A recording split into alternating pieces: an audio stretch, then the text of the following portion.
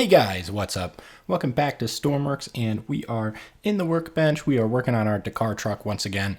So in the last episode, we did the drivetrain. We did a lot of the engine work, made all of that kind of work. Got the fuel in, got the engine in, got the drivetrain in, and so we should be good to go. So in between now and then, you'll notice there is a body on the truck, but I lost that footage. I believe I lost that footage in between the new computer and the old computer. So if you're newer to the channel, I just lost my old computer. I had to get a new one.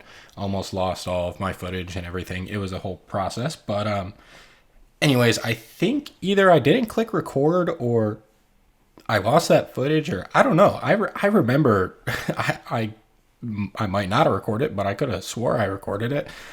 But anyways, the body's here, so you guys missed that. So I do apologize, but yeah, in this episode, we are just going to be doing a little bit of detailing work. So we are going to get some paint blocks in and do some interior work. We're going to do some gauges and dials here on the side so you guys can read our battery levels. And so yeah, just a bunch of good stuff like that. So nothing too complex. And then in the next episode, we're going to move on and we'll do like a lot more of the final touches, like the paint blocks and the sticker, like the kind of race stickers, not like the paint blocks to make things like cleaner and look better. So we'll do like a lot of the sponsorship stickers and all of that kind of good stuff, and we'll do some of the lighting, and we'll kind of just put the finishing touches on the truck, and then we'll start playing with it a little bit. But yeah, so this episode probably nothing too special, a little bit of a slower one, just like the rest of the Dakkar truck episodes. So just kind of keep that in mind. But if you guys do like this build, don't forget to hit that like and subscribe button. This isn't going to be a super complex one. We should be done with it relatively soon. I honestly, right about now, I probably should be working on getting it on the workshop. I'll tell you right now, the truck is done. So that's good. I did go back and do a little bit of XML work that you guys won't see off camera. And that was just to kind of make the roll cage on the inside a little bit nicer. So that's something that you might see a little bit in this episode too. We might get a little bit of the roll cage done. But if not, you guys will see it when it's done. The roll cage, it's just a bunch of pipes, bunch of XML pipes, that kind of stuff. So you've seen roll cages before. It shouldn't be anything too new. Now, we do have a little bit longer of a video on our hands just because it's a lot of detailing, a lot of weird little stuff here and there. So we are going to do a time lapse. Haven't done one of those in a little bit. Don't get mad at me. We're only going to do one. But I'm just trying something else out with the editing style in the next couple of videos you guys will notice. So just let me know how that goes. But yeah, we're going to let the time lapse roll real quick. And we'll come back after we get a little bit more work done and talk about it.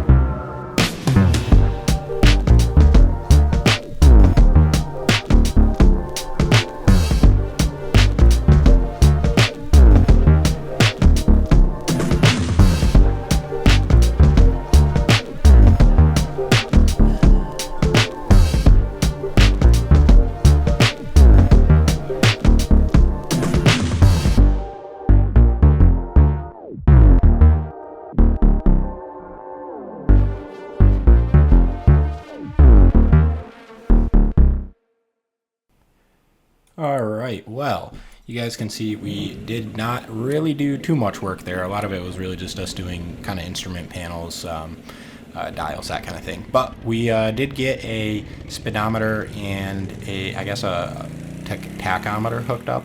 Now, a lot of this is going to change just because I'm not really too happy with how it is right now, but you guys can see I worked on the engine a little bit. I tuned the engine up a little bit. Not too shabby, not too bad. We're going about probably 130 miles an hour in that clip.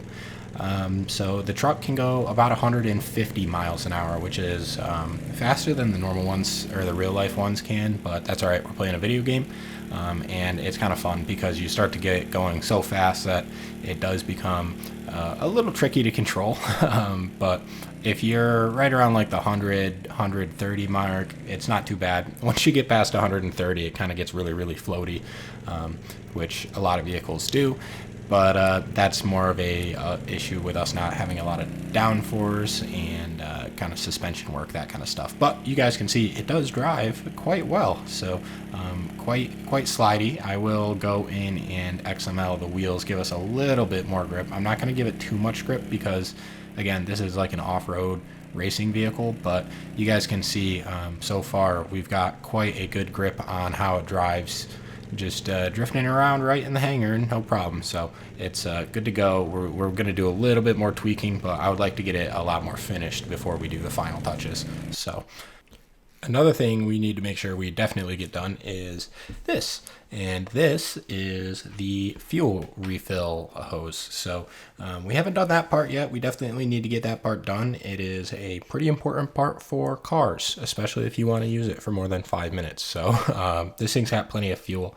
Probably can drive it quite far. I haven't really driven it. I don't know the current range, but I know probably further than you need. So that is enough fuel, but we do need a way to refuel the fuel. So let's go ahead and get this plumbed up. I do want to get a hose on either side if we can, just for speed reasons. It is a race car, so if we can get the 2 fill ports, we might as well. Not really going to save us any weight not doing it, so it's going to be basically just a straight shot into these. We're going to take them at a 90 and just turn them right into the tank. Now I'm going to bring them down a few blocks just because we're going to have to clear. The tanks are made of a bunch of weird shapes, but that also will give us space for this, which is not necessary, really. It's not necessary to have a fuel pump, but we might as well add one. I do have the space for it, so I'm going to go ahead and add one.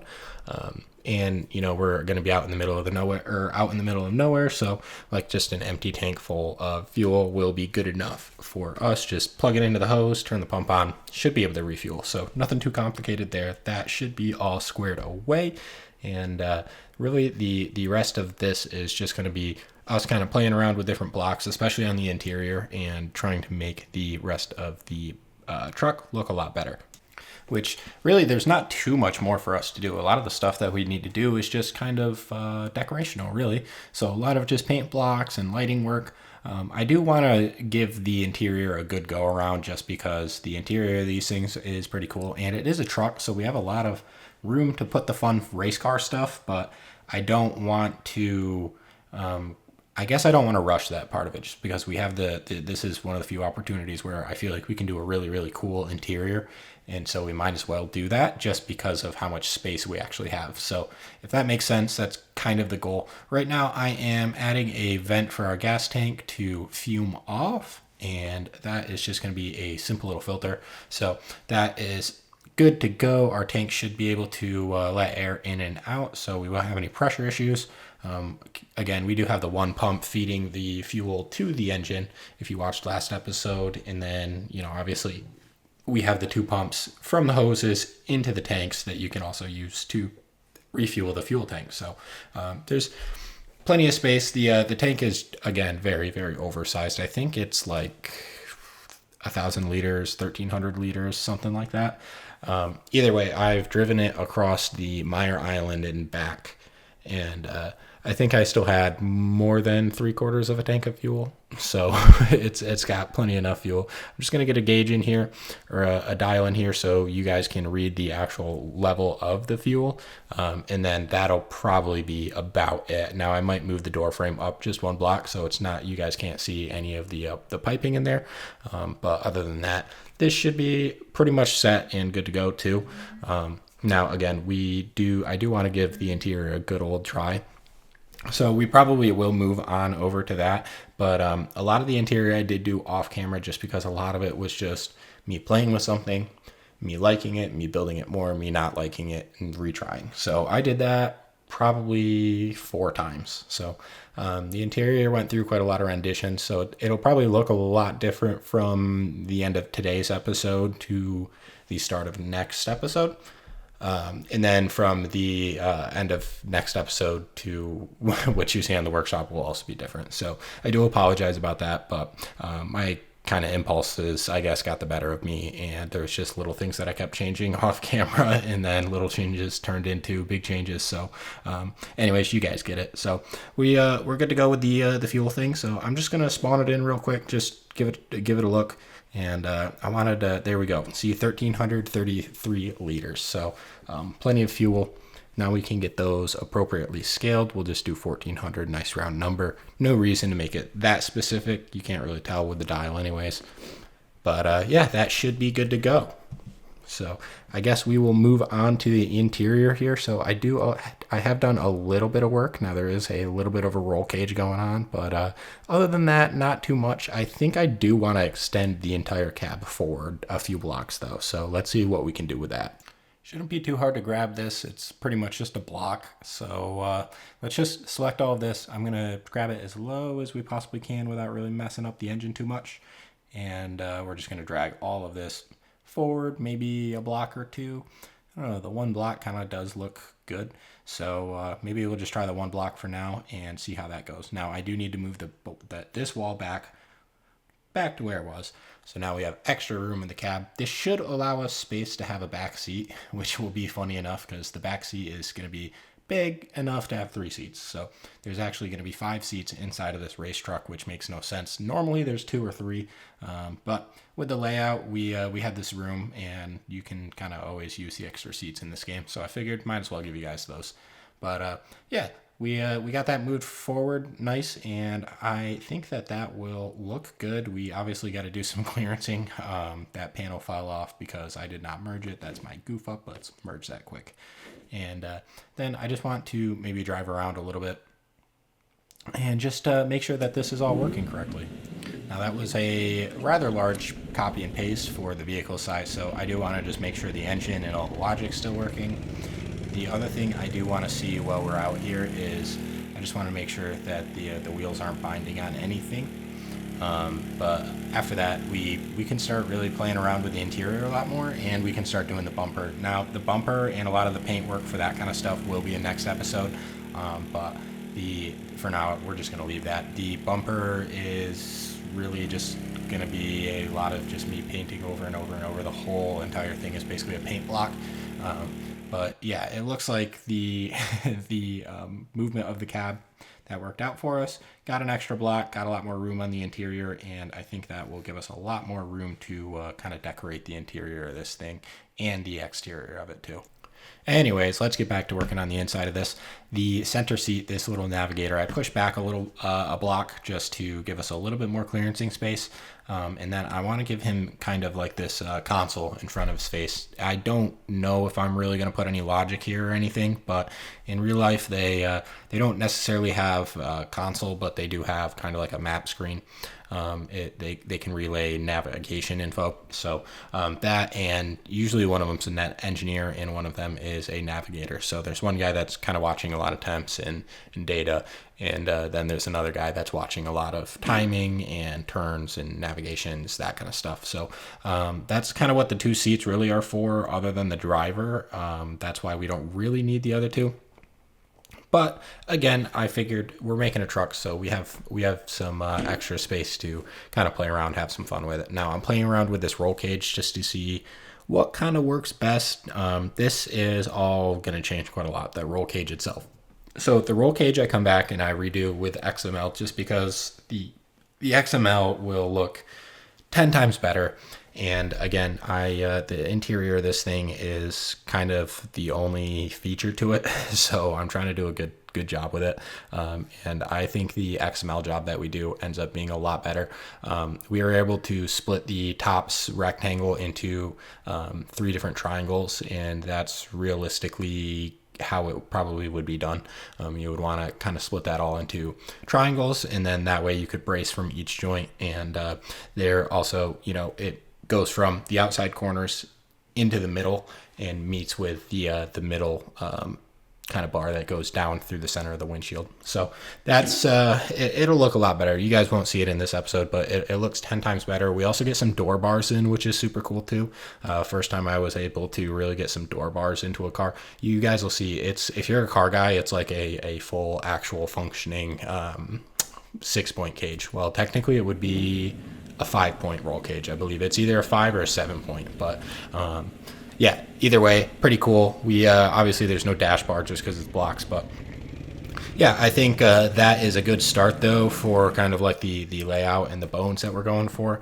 The other thing that I wanted to work on in this episode is a sort of jacking system. So something you'll notice if you do watch these races is a lot of these cars have jacks built into them just because they need to be able to change a tire or something like that in the middle of the desert.